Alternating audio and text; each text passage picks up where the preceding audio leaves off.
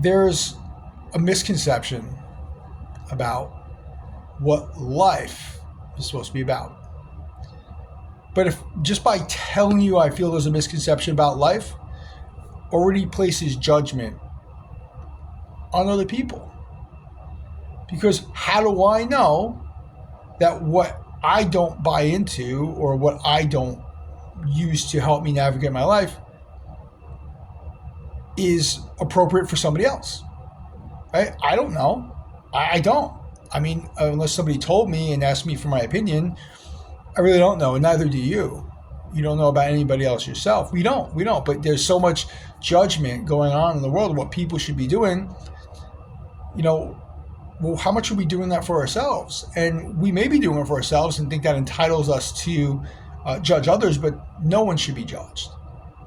If whatever religion you even subscribe to, judgment's for God the Creator, not us. Yet all you see is judgment. Well, it's still judgment. Your opinion of somebody else is your opinion. Opinions are like, what? Everybody has one, but nobody wants to see it. So, but the real thing is that when we're spending so much time judging others, we're judging ourselves, and we're actually putting barriers up for ourselves because we are only doing something because it looks or we perceive that it has to be this way. That we have to do the 9 to 5, or we have to get the degree, or we have to buy the car, or we have to make our kids do this, or we have to believe in this, or we have to support this, or we have to support that. Support whatever you want. If it doesn't work out for you, then what are you going to learn from it? It's okay. Like just picking a flavor of ice cream, sometimes you don't get the one you don't like. It's not the worst consequence, right? It's still ice cream. But what do? You go, I'm not going to get that flavor next time. But instead, as humans, we do the same things over and over again, and then we blame someone else for the way we experience it. It's like everybody on the road gets in front of you. Everyone's this and that. Everyone's a POS. That's that. Well, if you're going to call them that, then they're going to treat you that way. I mean, that's the way that it's going to happen. So you've created something inadvertently in your life that you don't even realize you're responsible for, because the truth is we're responsible for everything we do. Now, there's times that we interact with others and they influence what we do, but that's always a reflection or an influence for us to take a moment. Because something doesn't feel good. Why? It's not, that person might really be doing this. And you can't stand it at all. But what about the person next to you? It doesn't bother them. What's the difference? Beliefs, values, trauma, or lack thereof. So a lot of what we do, when we get triggered or whatever, it's from trauma. And it's just from experiences we've had that shine a light on a part of us that needs more attention, needs to be healed, needs more growth, right? So if boundaries is one of them, right? You keep getting these people crossing your boundaries. Oh, you go, people don't know how to mind your own business, blah, blah, blah. While that may be true, and if you think it is true, the real root of this is that you feel uncomfortable with people making decisions that interfere with your space. And even the belief that you feel it interferes with your space is still a belief that the person who doesn't feel the way you do doesn't have the same belief. So there's no right or wrong, there's no judgment that one person feels another way. But when you look at someone who's not feeling or experiencing life the way that makes them feel the most comfortable, there's unhealed trauma, but they're still uncomfortable.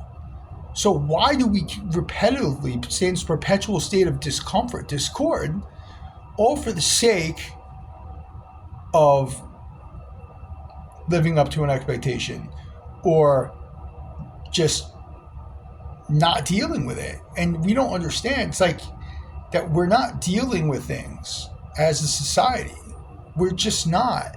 Going out and on social media and posting memes and this and that and complaining to your friends, look, we all do it. is not a solution. It's fuel to the fire that lives inside of us. But if you could look at everything from a neutral place and not be bothered, life is going to be very different for you, because you're not going to waste your energy and give it away to things that have nothing to do with you or will not move you towards the experience your heart desires. So, really about connecting to yourself. Because look, we all only have so much time here. And it seems like a long time until time's running out. You're going to learn till your last breath. Would you rather learn now and enjoy these experiences as it goes along? Would you rather fight your own personal evolution and your own experience, and your own growth?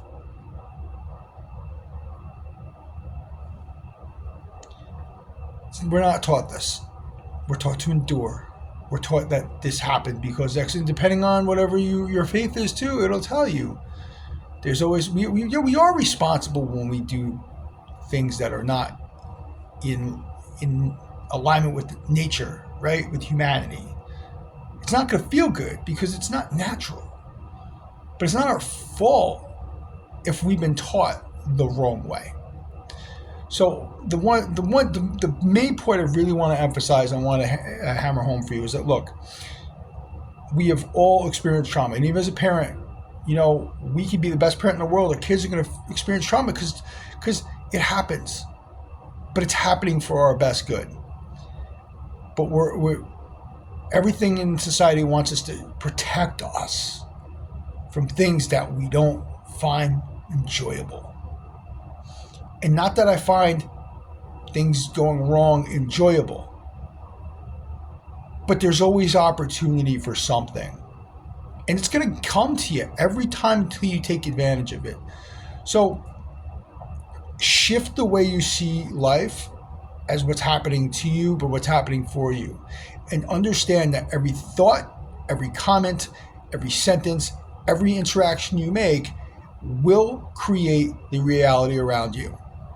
And you will build momentum the more you do this, and you will attract more things into your life that support your perspectives. So if you want to see the outside world around you change, you have to change your inside world. And often at times, it's coming from a neutral place and having a connection to ourselves where we truly understand what means the most to us. Where do we want to be in this moment? Put yourself there. Even if it's scary, even if you don't know how it's going to work out, even if you think it's going to be the toughest thing you could do, nothing that is meant for you to flourish is too tough. Your body breathes for you every day, pumps your blood, keeps you alive every day, endures for you to do exactly what you're meant to do for yourself. Use it while you can. There should be no regrets in this lifetime. There should be no fear in this lifetime. And maybe learning how to overcome fear is a lesson for you. I'm going to tell you honestly, we all have fear. I've been afraid plenty of times. But we have to move past it, or it will consume us. So I just want to wish everybody going into the new year